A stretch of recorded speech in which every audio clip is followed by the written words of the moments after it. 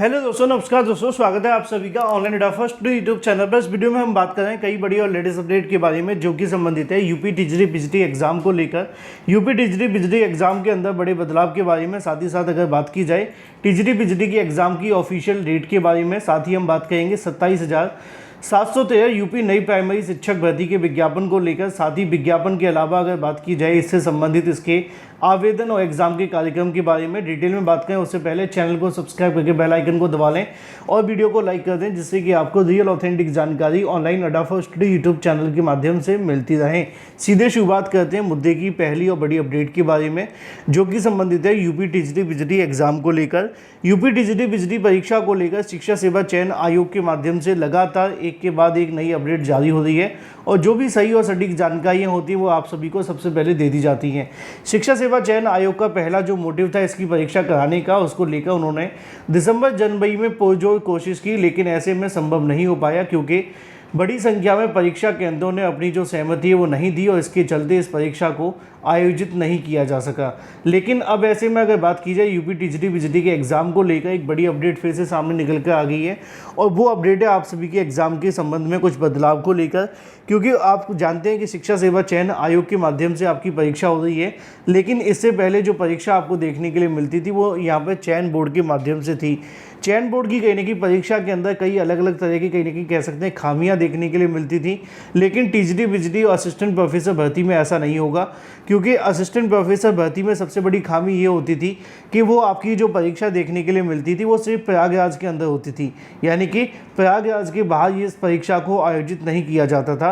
लेकिन अब शिक्षा सेवा चयन आयोग में ऐसा नहीं है, इस परीक्षा को प्रयागराज के बाहर भी आयोजित किया जा रहा है और बड़ी संख्या में जो अभ्यर्थी मौजूद भी होंगे। साथ ही साथ दूसरी जो अपडेट है वो आप सभी के लिए है टीजरी बिजली को लेकर, क्योंकि इस परीक्षा को लेकर भी कई ऐसे नियम थे जिनको लेकर शिक्षा सेवा चयन बोर्ड के माध्यम से कहीं ना कहीं विवाद में फंस जाती थी। उनमें बदलाव करते हुए इस परीक्षा को अपने तरीके से आयोजित किया जाएगा। रही बात एग्ज़ाम के ऑफिशियल एग्ज़ाम डेट के बारे में, क्योंकि आप जानते हैं अभी तक शिक्षा सेवा चयन आयोग के माध्यम से ऑफिशियल एग्ज़ाम डेट को लेकर कोई नोटिस जारी नहीं हुआ है।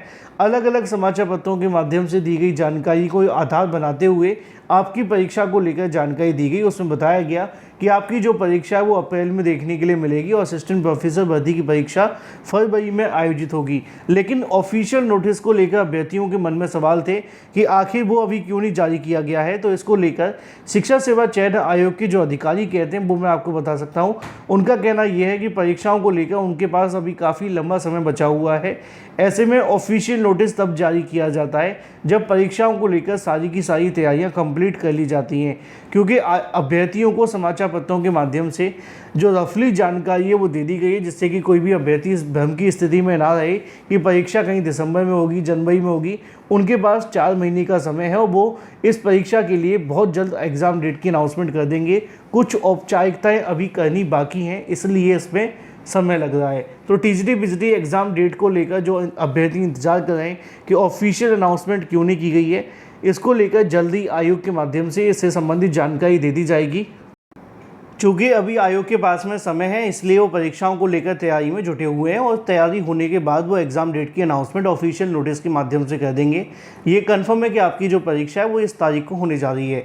वहीं दूसरी तरफ बात कर लीजिए अपनी अगली अपडेट के बारे में, जो कि संबंधित है 27,713 पदों पर नई प्राथमिक शिक्षक भर्ती विज्ञापन को लेकर। उत्तर प्रदेश में 27,713 नई प्राइमरी शिक्षक भर्ती के संबंध में विज्ञापन को लेकर कोर्ट के माध्यम से आदेश दिया गया था कि 60 दिनों के अंदर इस भर्ती को पूरा कर दिया जाए। सुप्रीम कोर्ट ऑफ इंडिया ने भी इस मामले पर अपनी जो मोहर है वो लगा दी है और ये कहा है कि 60 दिन के अंदर जो हाई कोर्ट के माध्यम से आदेश दिया गया उस आदेश का पालन किया जाए और पालन करते हुए 60 दिनों के अंदर 27,713 नई प्राइमरी शिक्षक भर्ती को लेकर विज्ञापन जारी कर दिया जाए। इसी के संबंध में एक बड़ी जानकारी आप सभी के सामने निकल कर आ गई है और ये जानकारी आप सभी के लिए उन तमाम प्राथमिक शिक्षक भर्ती के अभ्यर्थियों के लिए है जो प्राथमिक में नौकरी चाहते हैं, अपनी जो कमर है वो कस लें। इसको लेकर जानकारी भी यहाँ पर जारी कर दी गई। पहले आप ये छोटा सा वीडियो देखें, फिर इस मामले पर डिटेल में बात करते हैं, क्योंकि सुप्रीम कोर्ट ऑफ इंडिया के माध्यम से दिए गए आदेश के आधार पर 27,713 नई प्राइमरी शिक्षक भर्ती के लिए आप सभी के लिए एक संजीवन बूटी का काम करेगी। जी हाँ दोस्तों, संजीवन बूटी का। साथियों, आपको पता होगा कि 27,000 पदों पर भर्ती के लिए हाई कोर्ट ने आदेश दिया था, जिसको लेकर के सुप्रीम कोर्ट ने भी डबल बेंच की याचिका को वैध माना है और इस पे जो लोग इसके अपोजिट में थे, जो चाहते थे कि 27,000 पदों पर भर्ती ना हो और कट ऑफ पर सरकार भर्ती करे, उस मामले में सरकार ने उनकी याचिका को खारिज कर दिया है। तो साथियों, जो डबल बेंच का आदेश था वो ये आदेश था कि 2 महीने के अंदर प्रदेश की सरकार 27,000 पदों पर भरने का काम करे। तो साथियों, ये 27,000 का जो आदेश आया है डबल बेंच का, इस पे हम सबको काम करने की आवश्यकता है। इसीलिए कल सभी शिक्षा सेवा चयन आयोग समय 2 बजे आप सब अधिक संख्या में प्रयागराज के साथ ही पहुंचे, जिससे आयोग के अध्यक्ष और सचिव और उप सचिव से लंबी विस्तृत चर्चा के बाद 27,000 का जो आदेश है वो उस पर उनकी क्या स्थिति है, वो उस पर क्या कार्य करेंगे और उनके क्या कितने दिनों में इस भर्ती पर वो कैलेंडर जारी करेंगे, इस पे हम सबको कार्य करना होगा। साथियों, अभी तक एक सुखद खबर नहीं दिख रही थी, अब तो हमारे पास एक प्रूफ भी है, एक प्रमाण भी है कि हाई कोर्ट ने जब डबल बेंच ने आदेश दिया है कि रिक्त पदों की जो भर्ती है उस पर सरकार 2 महीने में भर्तियां करे, तो अब हम सबके पास एक प्लस पॉइंट है। तो कल हम हाई कोर्ट के आदेश के साथ एक 5 सदस्यीय या 10% या कोशिश करेंगे कि आयोग के अध्यक्ष या सचिव या उपाध्यक्ष को, उप सचिव को बुला करके सामूहिक खुले मंच से बात हो। अगर नहीं हो पाती है तो 5 सदस्यीय 10 सदस्यीय टीम उनसे मुलाकात करेगी। लेकिन हम चाहते हैं कि हमारी संख्या कल शिक्षा सेवा चयन आयोग पर इतनी अधिक होनी चाहिए कि हम सबकी जो स्थिति है 27,000 भर्ती की, उस पर सुखद वार्ता हो और मुलाकात हो और इस पे सरकार पे भी प्रभाव पड़े और आयोग के अध्यक्ष मैम भी, उनको भी लगे कि बच्चे 27,000 पदों पर भर्ती लेने के लिए तत्पर है। तो साथियों, पहला हमारा काम है आयोग के अध्यक्ष महोदय को 27,000 पदों पर भर्ती के लिए हाईकोर्ट का आदेश दिखाना, फिर उसके बाद बेसिक विभाग के महानिदेशक से मुलाकात करना। तो यहाँ पे आप सभी ने अभ्यर्थियों को सुना, जिनके माध्यम से इसके संबंध में जानकारी दी गई कि 27,713 नई प्राइमरी शिक्षक भर्ती को लेकर उन्होंने अपना कहीं न कहीं जो अभियान है वो शुरू कर दिया है।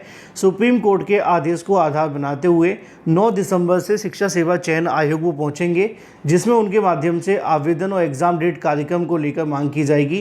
क्योंकि जब सुप्रीम कोर्ट ने आदेश दे दिया है तो उस आदेश के आधार पर सरकार को कहीं न कहीं उसका पालन करते हुए 27,713 पदों पर नई प्राइमरी शिक्षक भर्ती का विज्ञापन अविलंब जारी किया जाए और जो अभ्यर्थी चाहते हैं कि उनको नौकरी मिले, अपने लिए कहीं न कहीं मांग उठाने की आवश्यकता है। क्योंकि ज़्यादातर अभ्यर्थी कमेंट में ये कहते हैं कि सरकार कुछ नहीं करेगी, कुछ नहीं करेगी। सही मायनों में जब तक आप कुछ नहीं करोगे तो सरकार बिल्कुल कुछ नहीं करेगी, ये सच है। लेकिन जिस दिन आप कुछ करोगे सरकार 100% कर देगी। पीसीएस का उदाहरण हाल ही में आपने देख ही लिया है। जिसको कहीं ना कहीं मांग करनी होती है, जिसको अपनी मांग सरकार के सामने मनवानी होती है, वो इसी तरीके से अपनी मांगों को मनवा पाते हैं। फिलहाल अभ्यर्थी 9 दिसंबर से शिक्षा सेवा चयन आयोग जा रहे हैं एग्ज़ाम आवेदन कार्यक्रम जारी करवाने के लिए, लेकिन इसमें भी सपोर्ट और समर्थन की आवश्यकता होगी, तभी होगा। Thank you for watching this video.